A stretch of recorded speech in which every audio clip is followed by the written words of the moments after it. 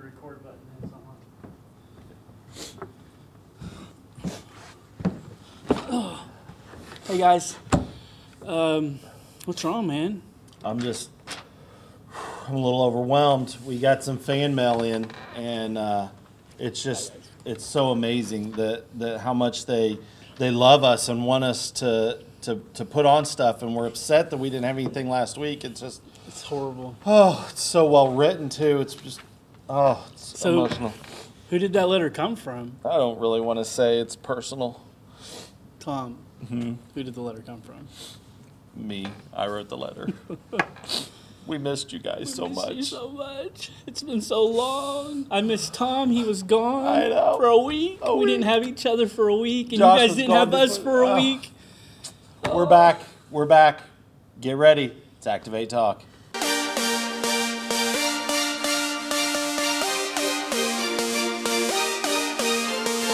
Hey guys, this is Activate Talk. We're super excited because right now in the world of sports, the greatest sport that has ever been created, played, or loved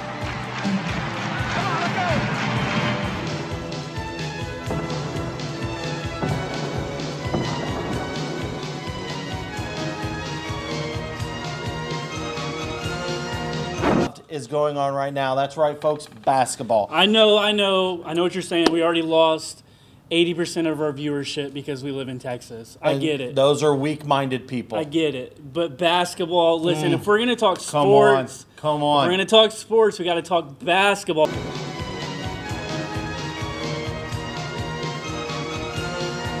Physical contact. The best sport. Shooting is hard to do. Running. Precision. You have to be good looking. I don't know. We were. You when don't we have played. to be tall. You don't have to be tall. You don't have. I mean, like anybody can play it, but only the greats can play. Oh, it's just amazing. Listen, I'm sorry. I'm from Indiana. I'm from Indiana. He's from Indiana. I am from Indiana. For Hoosiers, people. Come on. Hoosiers. So this is what we do. Yes. Basketball is...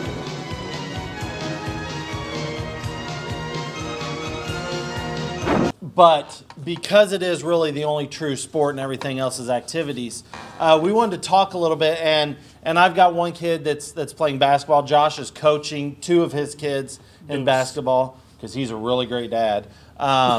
Whatever. Wait, time out. I coach because Rhonda says I get on to the coaches that try to coach my kids. So I'm always like, they're not doing it right. They're not. And so she's like, well, do it yourself. So if I want them coached right, then... I do it myself. I don't coach because I want them coached right. So, two sides there. But one thing that it just happened to me this past week is I'm sitting in an auditorium, and by auditorium I mean a middle school gym, and my son is playing a scrimmage game. There's not a single scout in the bleachers, no TV. Like, it's just them basically practicing. It's like practice, guys. Right. And somebody on the other team, a mother, stands up and starts screaming at her kid, yelling at him, "Open your mouth, say something, they can't hear you." Now these are it's a 6th grade traveling team playing 7th graders. My 7th grader personally is 6'2" and a half. And so these kids are, I mean, it's ridiculous, the mismatch. And she is tearing into this kid because he's not competing with these giants on the floor. And the whole place is silent. The kid it crushes him. So Josh, as a coach of youth sports, do you ever feel like the parents maybe aren't doing their part? Well, about that. Sometimes parents can be a little cray-cray when it comes to their kids in athletics. I think one of the things that me and Tom are talking about, and when we as parents are either coaching our kids or we're just on the sidelines watching our kids, we think that they're Michael Jordan. Or I don't even know any other sports. I think Michael Jordan is. I mean, he's the only one we can really refer to in any sport. Right. So it's like we think our kid's like the best player out there, and I think sometimes we think they're a representation of who we are, or maybe what we might have used to being able to do, or maybe even what we couldn't do, and we're hoping that they can do what we couldn't do. And so parents can get out of line a little bit, whether it's with yelling at their kids or even at the coaches, at the like, oh my goodness, at the refs. Oh, come on. I coach 6 and 7 year olds, and this year 9 and 10 year olds. And last year, just I was in kindergarten, I had parents yelling at the referees in a kindergarten basketball game. And so I think we can almost get a little bit out of control with it, but what we want to talk to you guys about is just a couple of key things that I think that we need to help ourselves represent our family, represent our church, represent our God, but also helping our kids to grow in maturity in the relationship with God and in athletics, because I think they can both go hand in hand. What do you think about that, Tom? I love that. And it's not just athletics. Basketball. See, it's easier. It's not just basketball. I set up the thing with my kids that they all had to try a sport. Play at least one season of a sport. Because I played sports and I wasn't a great athlete, but I was state championship basketball. State in Indiana. It is what it is. Where it matters.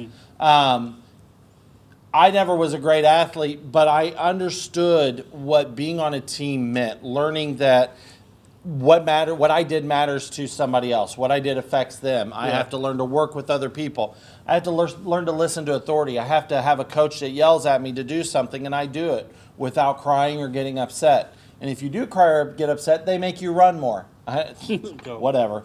But I made all my kids try at least something. I have one kid that hated sports. He's a monster of a child.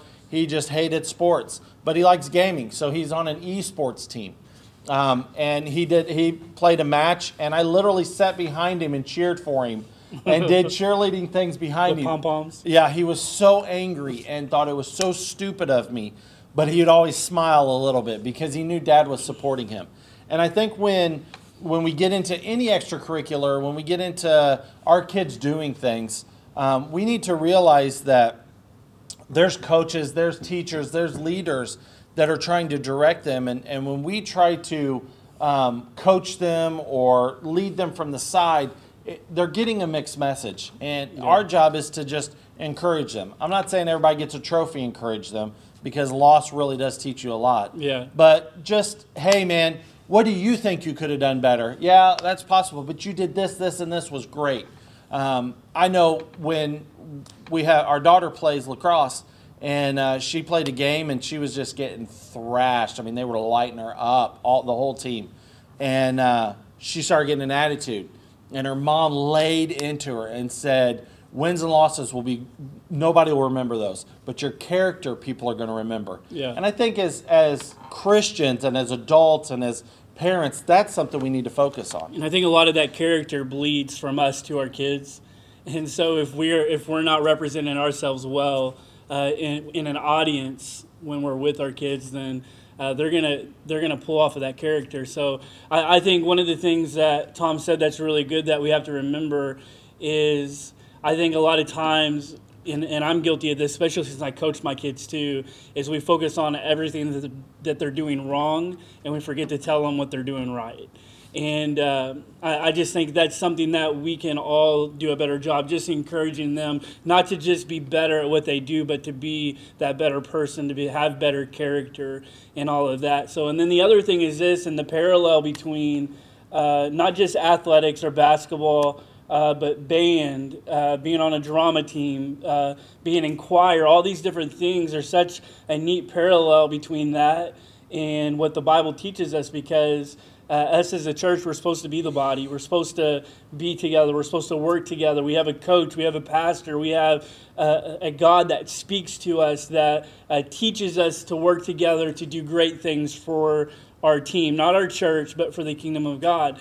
And so if we can't teach our kids to work with somebody in an athletics, then it's going to be hard for them to work well with people in the church and then their whole lives. So I think, getting your child involved in something it's going to set them up for some success in their life, because it's going to teach them great things as they grow and they get older in their walk with God and with their life in general.